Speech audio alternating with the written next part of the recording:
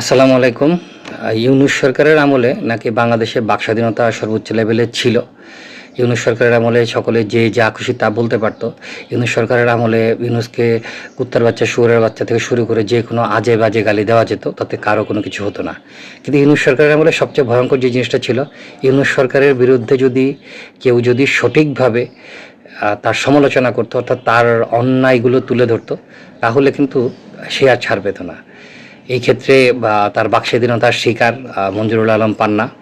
সে বেশ কিছুদিন জেলে থেকে তারপর সে ফেরত এসেছিল, অর্থাৎ সে ছাড়া পেয়েছিল। এরপরে তার শিকার আনিস আলমগীর।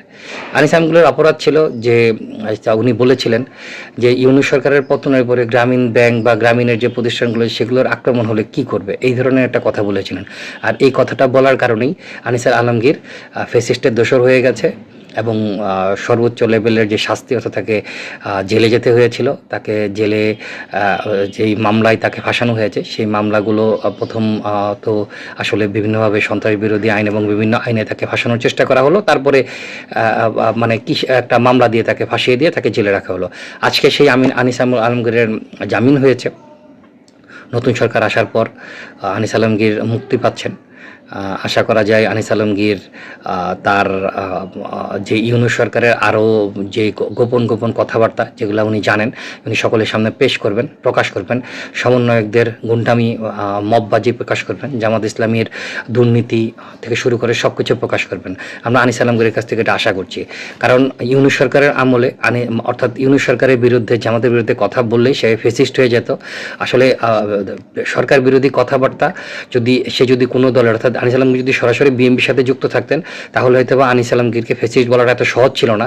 যেহেতু আনিস আলমগীর সরাসরিভাবে বিএনপির সাথে জড়িত না, সরাসরিভাবে আওয়ামী লীগের সাথে জড়িত না, কথাবার্তার প্যাচে যে অনেক কিছুতেই হয়তো মুক্তিযুদ্ধের পক্ষে কথা বলেছেন, এই জন্য ওনাকে ফ্যাসিস্ট বলে গালাগালি দেওয়া খুব সহজ হয়ে গিয়েছিল।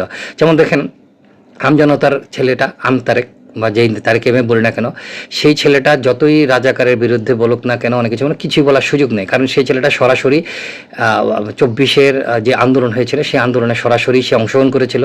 সেখানে সে গুমের শিকার হয়েছিল, সে গ্রেপ্তারের শিকার হয়েছিল, সে অনেক নির্যাতনের শিকার হয়েছিল।